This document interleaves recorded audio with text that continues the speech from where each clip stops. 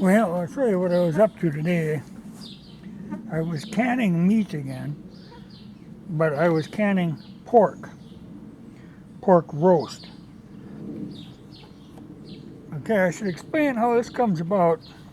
Our local grocery store gets the meat in fresh, just refrigerated, not frozen. And it comes in like these kind of bubble packs, you know. And it stays on the shelf, in the refrigerator section of the meat department for so many days. There's a time limit on it. When it reaches that time limit, it's not like it's bad. It's that's the limit when it has to either, if it's not sold, it has to be frozen. So when it reaches that time, the date that's stamped on the package, they put it in the freezer section. And when they move it to the freezer section, they mark it at half price. So, like a $6 roast would cost you $3. So when this happens, I buy this stuff up and can it. So I canned up a dozen half pints of roast pork. There's one missing because that was my dinner. But it's done the same way I did that roast beef the other day. But that works out great, and a half pint is just the right portion for one person. It makes a very good meal. Works good in, like, you make the hot meat sandwiches, like I did that with some of the beef, was making those hot beef sandwiches where it's the meat on 2 pieces of bread and then mashed potatoes and then gravy over the top. It's like a standard in any of the small town cafes. It's your noon special. They got a lot of that. You can get the beef or the pork. And that's a really good meal. And one of these is plenty enough. It's actually a little more than you need for one of those sandwiches.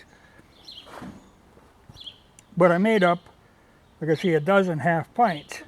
And this cost me $8.64. So I think it's like 75 cents for a serving. This will keep, but it's never around long because I tend to really go into this. It's a handy, quick way of making a meal. Now, I found out today, when I made these boxes, these are the boxes that I designed. They're made out of basswood and pine tar, and I used them to start my seedlings in the garden. Well, it turns out they're the right size to hold these half-pint jars in the carrier. This is a new jars. I was just putting it in here to show you the fit, okay? And then I was thinking, okay, so there's no reason you couldn't put another one over the top. Then you really got secure. You could stack these 10 feet high and there would be no risk. All I would have to do is get some of the little brass catches that are like a suitcase catch with a little locator pin in them and stuff.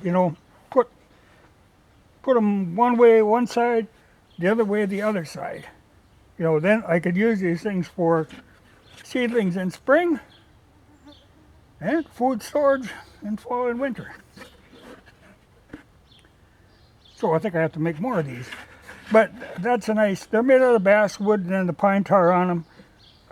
Very strong, resilient, waterproof. They've been sitting outside all the time. But the fact that they hold them so well has got me kind of enthused. Like I said, the additional like that. But that's what I was doing today. But excellent food. And when I roast this pork roast, I roast it for quite a while, so I get nice crisp edges on it and stuff.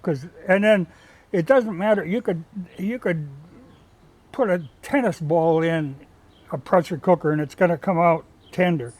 You know, when I make them hot beef sandwiches, if you can just cut them with the fork, it's just really tender when it comes out of a pressure cooker. A pressure cooker is your friend in this kind of thing for canning meat and stuff. Whew, I got gnats out now. Well, it's time to go take a motorcycle ride. But that is a very economical way of dealing with food preparation, you know, and it's so handy to have that on hand. But it does involve a pressure cooker, a pressure canner. Now, they aren't expensive. You know, I've got mine are the Presto ones, but Mirror makes them too. You don't have to put a lot of money into the operation. And it pays for itself in very short order, because there's a lot of things like corn and beans and stuff like that that really should be done in a pressure cooker or pressure canner. And there's an advantage to the pressure canner in that, you know, like if you're doing a boiling bath, hot water canner, you know, the water where it's just boiling, it takes a lot of heat to keep that water boiling. Now a pressure canner, once you get it up to pressure, you can turn the heat way down. It takes very little heat to keep that pressure in it. So they're more economical to use. But it's really the way to go. I mean, I'm surprised more people don't do it.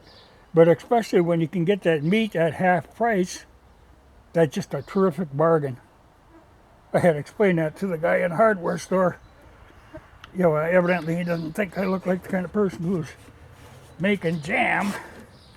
And I went in to buy it, because these are, it's like $7 for a dozen of them or something. You know, they're on sale this time of year. But I guess he didn't expect me to be buying jars. But I do, and I got to buy more of the half pints, because to me, for one person, a half pint is the right proportion. Tomatoes and stuff that I can in pints and quarts. But I have found the half pint to be a very useful size for me.